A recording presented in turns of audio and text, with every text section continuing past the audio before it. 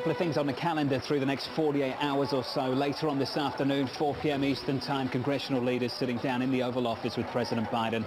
Then on to tomorrow, 8:30 Eastern Time, CPI in America, day after US PPI. Going into all of that, equity futures right now negative 0.4%. There's your opening bow. Switch on the board and get to the bond market. Yields shaping up as follows on a 10-year, virtually unchanged now. Lower through most of this morning, turning around in the last 30 minutes, the last 60 minutes or so, back to about 351.29 on a 10-year.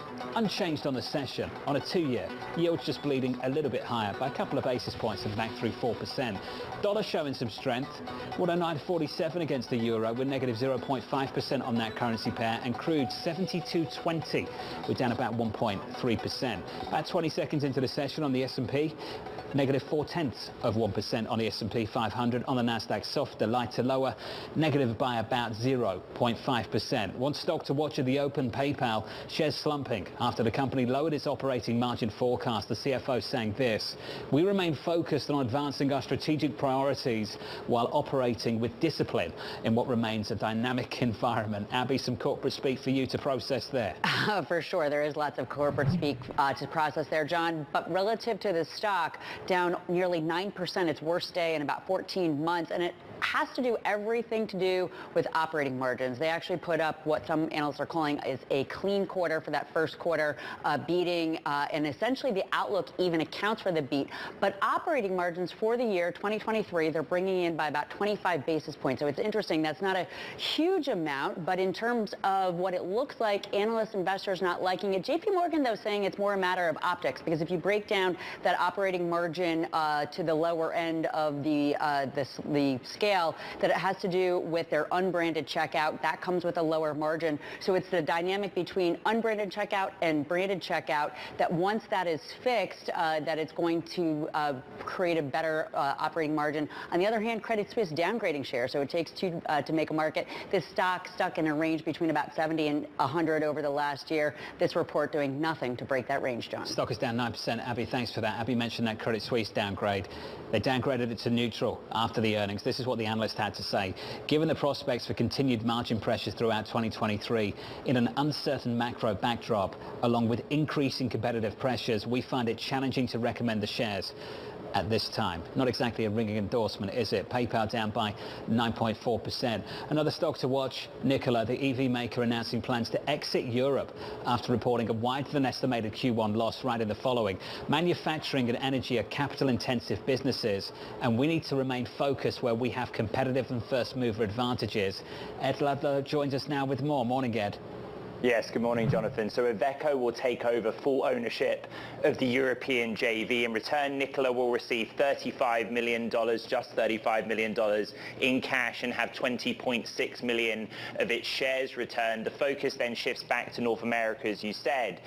There is a complete rethink on the strategy and also the outlook for this year. The call is in around an hour's time. We don't yet have any firm guidance, but remember, going into this quarter, Nikola had said it was going to build just 350 trucks this year, split across the battery electric and hydrogen fuel cell. The re-emphasis is shifting to hydrogen, focusing on the fuel cell powered trucks and the hydrogen infrastructure to support them, but we did not get a new range for the year. One important thing to note, though, is that they cited the inventory that they do have for the battery electric truck. They're going to pause production at the Coolidge, Arizona plant and retool it so that it can in the future produce fuel cell trucks more quickly than they had planned.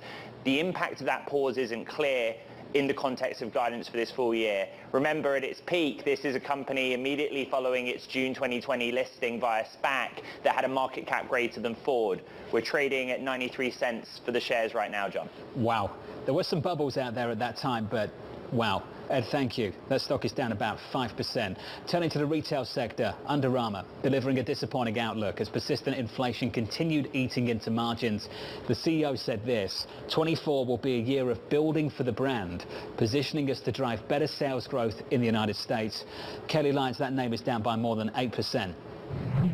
Yeah, right now on pace for its worst day since last September and at its lowest level since November, John. So a rough day for the stock, now down about 8.5%. After that, guidance did come up well short of expectations. Under Armour is forecasting profit of between 47 and 51 cents per share. Even at the high end, that's well short of the 62 cents a share that analysts were looking for. And they're guiding for revenue growth of flat to up slightly. The street was looking for growth of 3.7%. The issue here, John, is one we have become quite familiar with when it comes to retailers, and that is inventory. Inventory in the fiscal fourth quarter rose 44%. Under Armour seems to be having more difficulty than some of its peers in working that down. And what we know is when there's too much supply and not enough demand, that means more promotions, and those discounts do weigh on margins. So the company's new CEO, Stephanie Linnartz, clearly has some work cut out for her. And one analyst over at BMO Capital Markets, in a note after these earnings this morning, is saying the burden of proof now really lies with management execution, John. Kelly, thank you. Movie recommendation, Air, Ben Affleck, Matt Damon. Very cool for anyone who might want to watch it at a weekend. Kelly, thank you. Let's turn to the financials, away from the sportswear clothing makers. PacWest leading the regional banks lower after a brief respite. The team at Goldman saying this: in the near term, stress remains in the system with concern that weaker equity prices and wider credit spreads could lead to further deposit instability. Shonali Bassett, they don't make it sound good, do they? They don't make it sound good, and the market is following, John. When you look at PacWest shares, not only have they taken a real beating this year, they are trading at 26% of their book value. Banks trading below their book value, we know, are seen as burning money in the market. But when you look at their peers, Western Alliance, Zions, Comerica, all of those banks are trading at almost 60% or more of their book value. So significant differences here. I also want to talk for just a minute, because obviously the stock lower today after just a tiny little bump yesterday. You could see that as short selling in addition to maybe a little bit of stability there. You have the bonds also trading very cheaply, down to 42 cents on the dollar. The bond market volatility has been really significant in these banks. They were trading at 70 cents on the dollar early last week. So when you take a look at it, both the stock market and the bond markets are telling you that they're worried about these banks and where they're going from here, especially as we know, if things were to go really south, both the shareholders and the bondholders are pretty much wiped out in a scenario like that. Now, we're not near that moment. We know that PacWest in particular is exploring strategic options, but those strategic options, as we know, are what put them on a ratings watch over at Fitch. So the strategic direction ahead, until they get it sorted out, it is very hard for both the market as well as other counterparties to get comfortable with what's going on with these banks. Shonali, this name right now is at 570. Last Monday, it was a double-digit name at $10. In early February, it was trading close to 30. At what phase of this process, Shonali, are we in right now for names like this one? Yeah, it's really hard to know. It was a lot clearer for the first set of banks, wasn't it? We knew that the pain came fast and hard. But even with deposits showing to stabilize at some of these firms, these longer bleeding existential problems, and you see it. By the way, you want to hear, John, just how negative the banking system, the markets are on the banking system? Only 2 stocks in the KBW index are up on the year.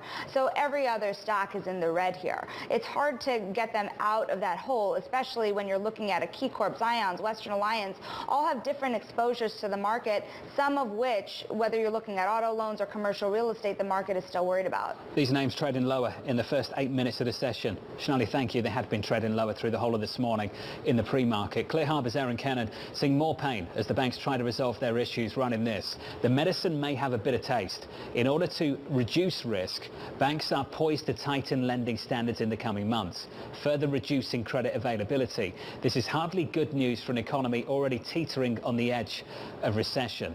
Aaron, I'm pleased to say, joined us right now. Aaron, here's the problem. The stock market's up on the year on the NASDAQ by something like 10% plus. On the S&P 500, approaching double-digit gains for the year. Aaron, what's going right?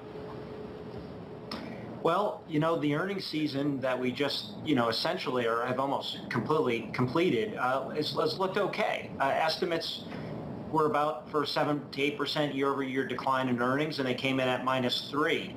And so the market has no reason to shudder on the heels of that news.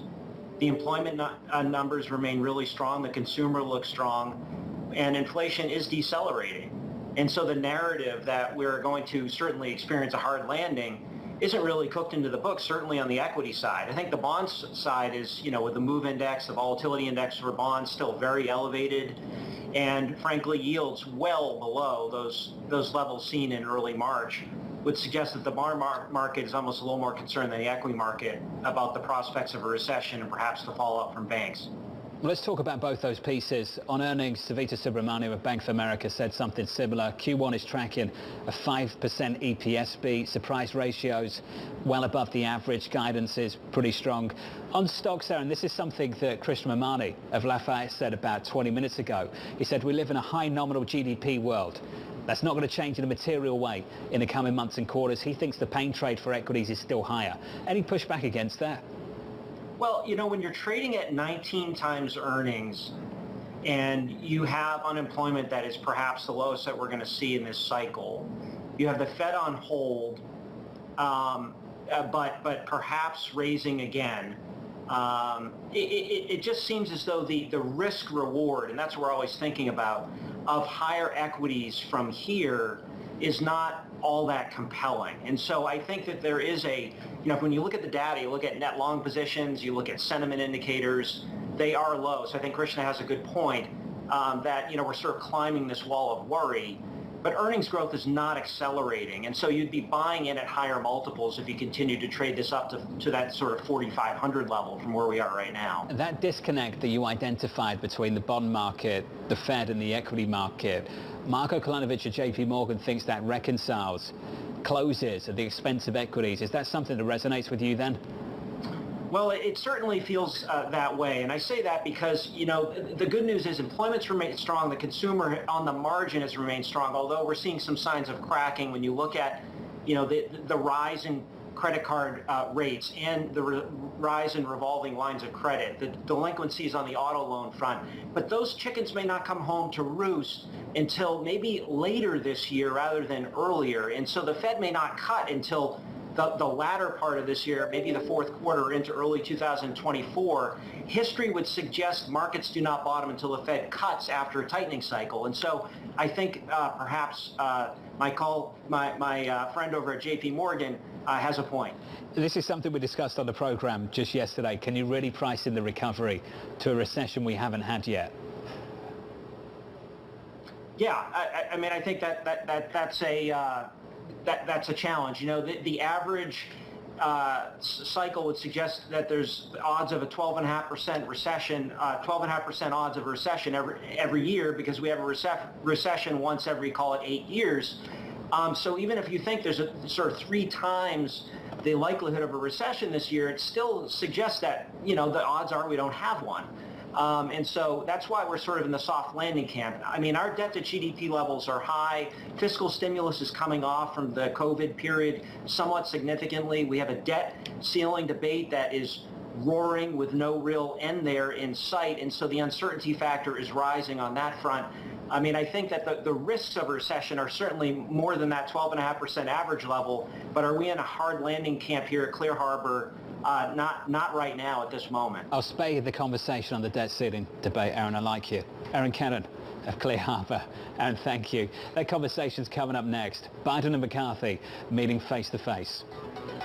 I will not raise taxes, and we will not pass a clean debt ceiling. Whether you pay the debt or not doesn't have a damn thing to do with what your budget is. That drama unfolding at the White House in around about 6 hours' time. We'll get the view from Henrietta Trays of Vader Partners and AMH down in Washington up next.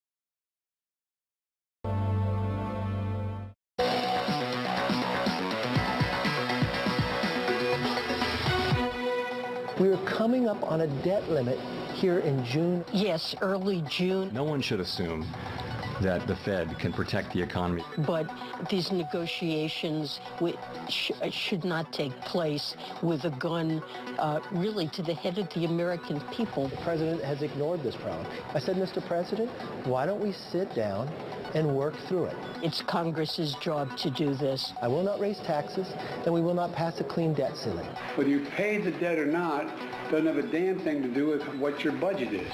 You know what happens with a compromise? We can get something together. Let's get it straight. We're trying to hold the debt hostage to us to agree to some draconian cuts. Debt ceiling drama unfolding in Washington, D.C. President Biden meeting with congressional leaders at 4 p.m. Eastern in the Oval Office, the first step towards cutting a deal to avoid default. The White House insisting on separating budget talks from the debt limit. Speaker McCarthy said on linking spending cuts to any increase in the ceiling. Senate Minority Leader Mitch McConnell telling Bloomberg that he's got, quote, no secret plan to resolve the standstill. Anne-Marie joined us now in D.C. Morning, Anne-Marie. Good morning, John. Well, you just outlined the status quo in Washington, D.C. going into this high-stakes meeting. But we need to remember, this is probably the first meeting of many if there were to be a negotiation and there was to be a deal before June 1st or in the few weeks in the beginning of June, because Treasury Secretary Janet Yellen says as soon as June 1st, that is potentially when we can have the X date. What you're going to want to know coming out of this meeting is anyone softening these red lines, most notably the White House and, of course, Speaker McCarthy. AMH, thank you. Much more from Anne-Marie through the day on Bloomberg TV and on Bloomberg Radio. Look out for Balance of Power a little bit later with Joe Matthew, 5 p.m. Eastern Time. Don't expect any major breakthroughs today. That's the view from Henrietta Trey's of Vader Partners. She writes the following. Investors should expect each side to stick to their current talking points with no new ground broken. We're not expecting any material breakthrough on negotiations until late this week at the earliest. Henrietta, I'm pleased to say, joins us right now. Henrietta, thanks for being with us. Let's talk about process before we talk about substance. How much negotiations do you actually think is going to take place a little bit later? Today, I'm not expecting much of anything. I think both sides will sort of reiterate their point. Press will be available to take pictures. And we've all seen that in the last couple of rounds here, famously seeing former President Trump and Speaker Pelosi going into a room together with Senator Schumer and Senator McConnell. It's basically all the same figures again, just with Biden and Hakeem Jeffries replacing those other two. And I expect it'll just be a lot of handshakes, reiteration of their points. The one thing I'm really watching for is any indication that we're going to start tying this seriously to the federal spending bills. That, most prominently for investors, could be an early indicator that we're going to punt this entire debate into the late September period, which is the end of the federal fiscal year. So I'm encouraging clients to really focus on that narrative. Any mention of appropriations bills, fiscal year 2024, those are all buzzwords for, hey, maybe we just kick the can on this for a couple more months. Lots of people are telling me it's important that Congress isn't really working this month. That you have to pay attention to how little they're going to be around. Henrietta, is that important? Honestly, I don't think so. They don't vote at the same time anyway. So I think, and in my experience now going back more than a decade, having 3, almost 4 weeks to hammer out a deal is plenty of time. This is all done by staff behind the scenes anyway. This is not something that you bring all of your rank and file members in on. This is a leadership decision as evidenced by today's meeting. So I'm hoping that staff gets together at a senior level later on this weekend, as early as Thursday, I would say, and starts hashing out what I expect will ultimately be $300 to $500 billion in tolerable spending cuts that would come from clawing back COVID relief aid and things along those lines that can get them to a path where the Senate votes next week, then they go on recess, and then the House votes the following week, and then everybody departs for the Memorial Day break. That's plenty of time, and they don't need to be in office at the same time to vote. They're not in the same chamber anyway. Reading the tea leaves, follow the staff, is something you told me a number of weeks ago. Henry, I think a lot of people in this market, and I'm happy to speak for them because they talk to me often about it, they're struggling to find an edge. They can't find an edge because they don't really know what to look for in these negotiations. They think it turns out the way it always turns out. It's not going to be different this time. Henrietta, how do you get an edge on how you read these negotiations, the tea leaves you look at, what you follow, and whether you ultimately think it's different this time? Well, I really stick with the Tried and true. I continue to talk with staff every single day. They're the ones who have a temperature on the caucus. They're the ones who understand which Democrats can vote for which alterations, which Republicans would prefer to keep the energy tax incentives. It's really just about connecting the dots to get the 60 votes in the Senate and 218 in the House, and staff is best positioned to do that. So I would encourage your watchers to focus on the moderate Senate Republicans. A couple off the top of my head would be Lisa Murkowski, Senator Susan Collins, Mitt Romney, Tom Tillis. Those are members who are going to take the lead here necessarily because they're the ones who are going to vote for it. There's no scenario where a Lindsey Graham or a Rand Paul votes for a debt ceiling hike. We can see that looking back at their vote history for decades now.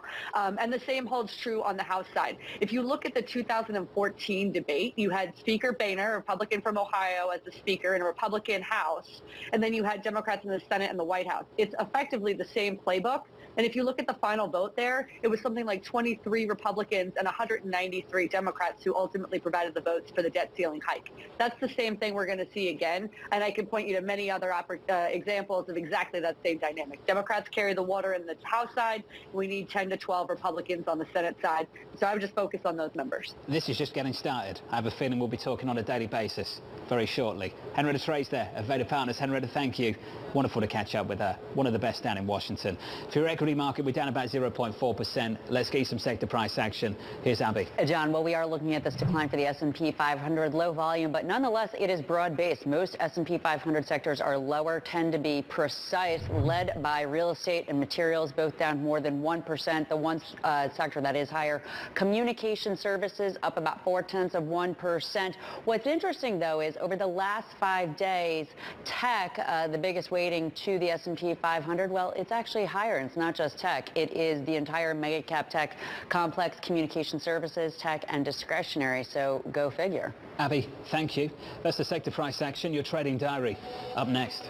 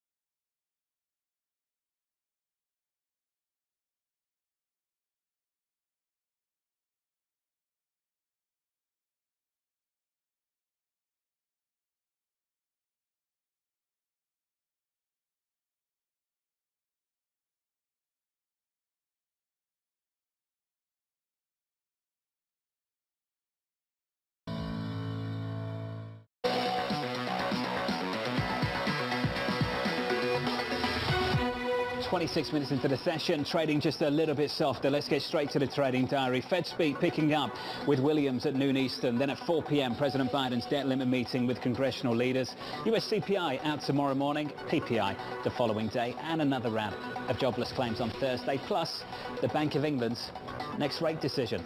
From New York City, that is it for me. Good luck for the rest of the trading day. This was the countdown to the open. This is Bloomberg.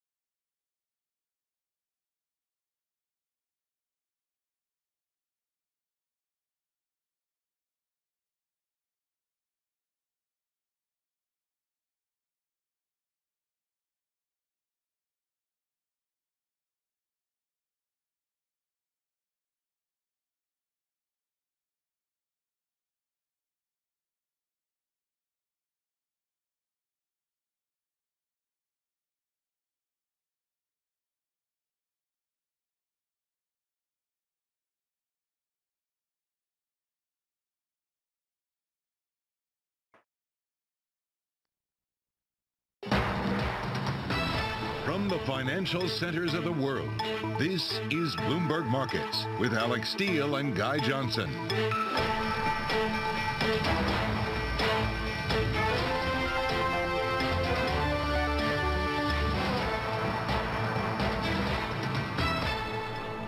It is 30 minutes into the U.S. trading day, Tuesday, May 9th. Here are the top market stories that we are following for you at this hour.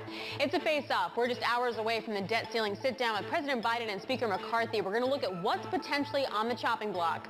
And small business clouds. Small businesses feel the gloomiest in a decade and still having problems filling jobs. We're going to talk to Randy Schwimmer of Churchill Asset Management on the lending environment.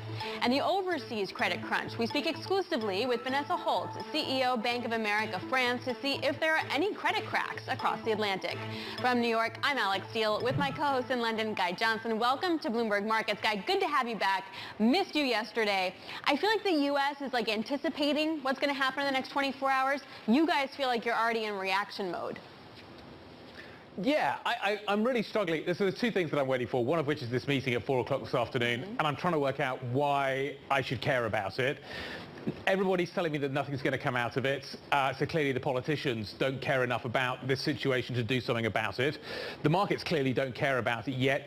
There's a small move at the front end, but nobody seems particularly freaked out yet, so I'm wondering why I should be freaked out about it. And then we get to the CPI number, and I think that is going to be really interesting tomorrow. And I think the data are going to matter, and today's data that I care about is the China data, because I think that is a big deal for Europe. Yeah, and you can just see in the CAC 40 really underperforming there because that had all the exposure to China. We'll definitely break that down in the next hour. Absolutely. But our question of the day is basically centered around today's news. We'll deal with the CPI tomorrow, Alex. What cracks the debt ceiling deadlock? Let's try and figure that one out. Let's go to D.C. Let's go to Bloomberg's Anne-Marie Jourdain, our Washington correspondent. Anne-Marie, try and answer this question for me. The politicians don't care. Nothing's expected from this meeting this afternoon. They're clearly not at the point where they feel they have to do something. The markets don't care. They expect the politicians will ultimately get this one sorted out. Are we too early to get freaked out by the debt ceiling? Because it's all I'm reading about at the moment. Well, the thing is that in Washington, when it comes to debt ceiling negotiations, they are done at the 11th hour, but there's a cadence to all of this. And this is the first meeting, the first real meeting, if there is potentially going to be a negotiation on this.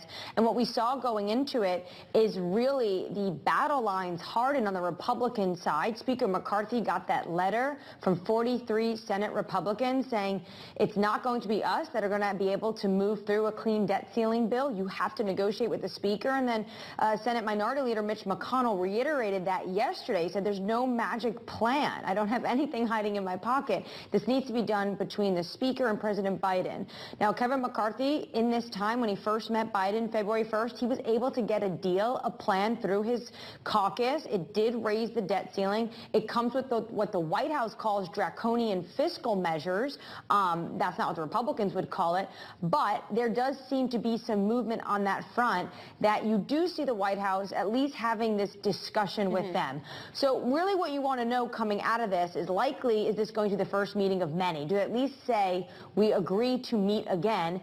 And do any of their lines soften where potentially we could see a deal before June 1st? So this is where I feel like it gets interesting if it's tied to the federal spending or the budget. Not necessarily like, oh, we raise it and we cut this, but more like we'll raise it and then we have to negotiate later to cut stuff from the budget. And it's the what we cut from the budget stuff that I'm interested in. Anne-Marie, do we have an idea of what kind of sectors could be on the chopping block here? A lot of companies are spending a lot of money, say onshoring or, putting shovels in the ground for certain projects.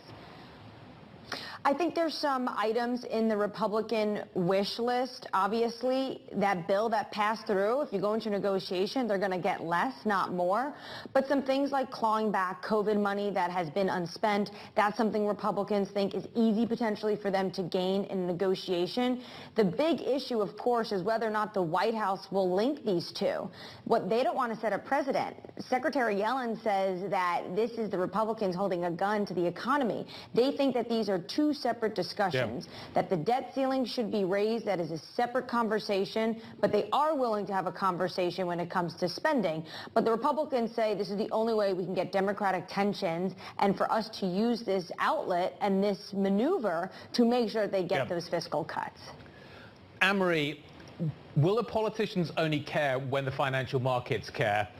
And will the financial markets only care when the politicians care?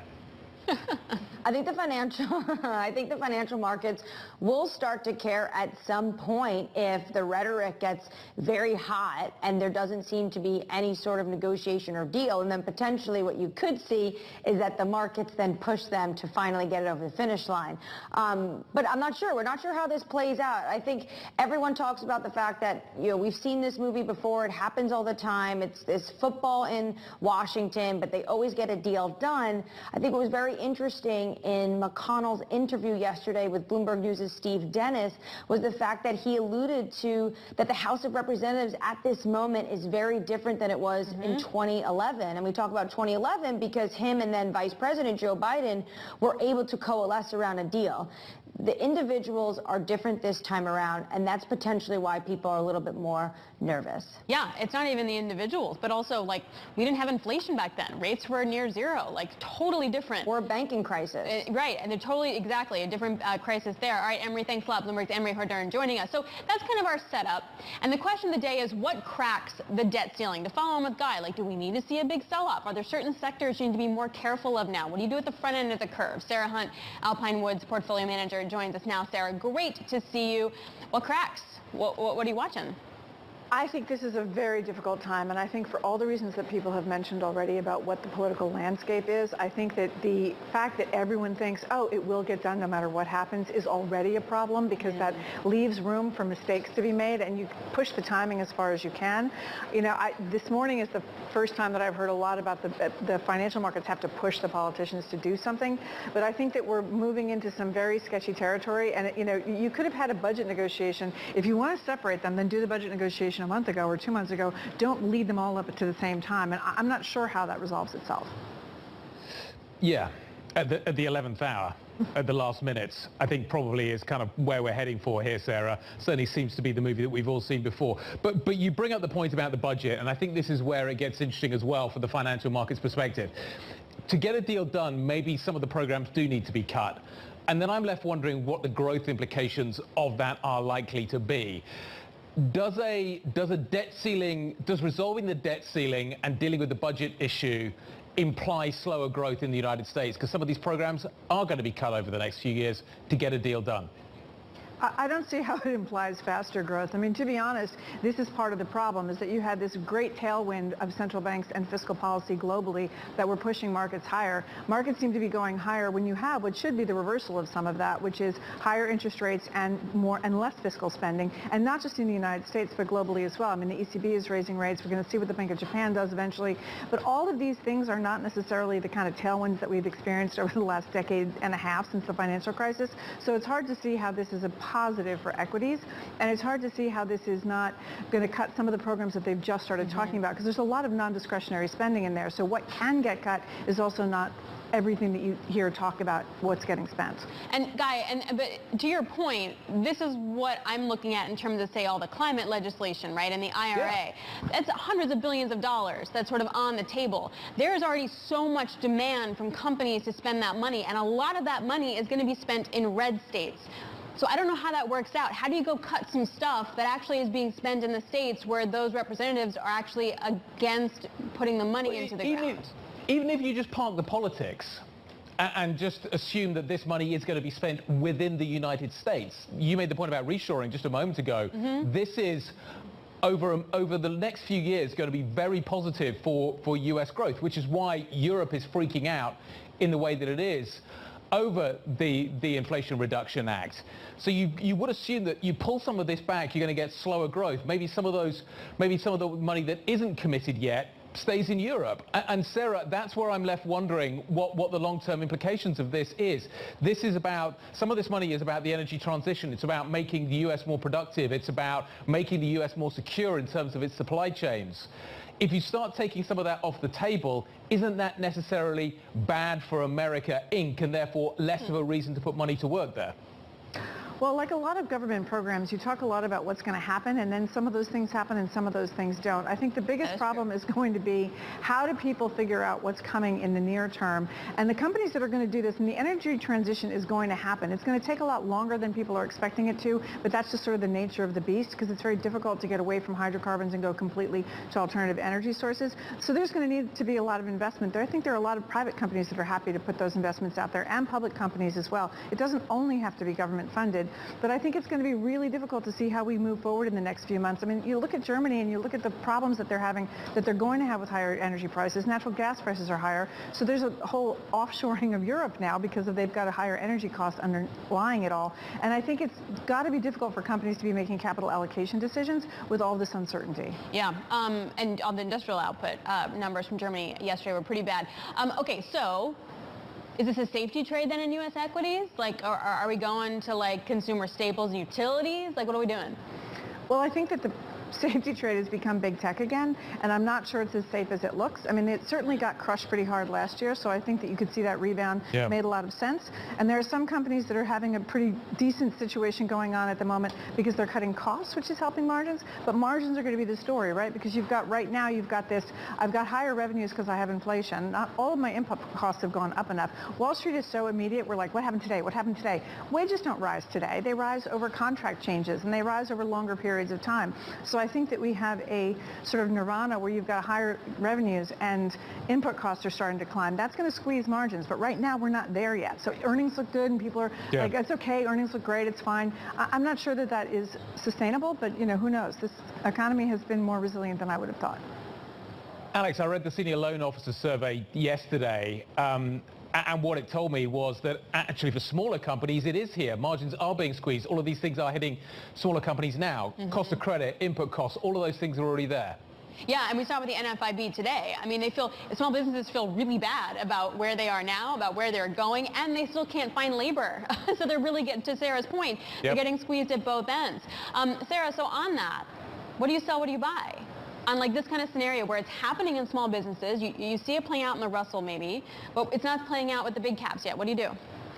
Well, I mean, clearly you have to have some big cap exposure, right? Because that's also been what's really been moving the indices. You can't have as much as the indexes have, but you have to have some of that. I think we're looking in places that have been left behind. Still, healthcare has still been left behind because you've had the whole COVID situation really changed how people were utilizing healthcare. So the insurers made a lot of money because people weren't going to the doctor, but you're going to have people going back and doing those, and you've got an aging demographic, right? So longer term, you can see that healthcare has some secular positive qualities. I think the energy transition is going to be a real thing, and I think that there are going to be a lot of industries that play into that. You know, you look at things like LNG that are going to be, you know, we're building more capacity in this country, but you're also going to be looking at that globally because people are using natural gas as an interim step. So I think that there are places in that chain, like we like Chart Industries here. There's some really interesting stories, we think.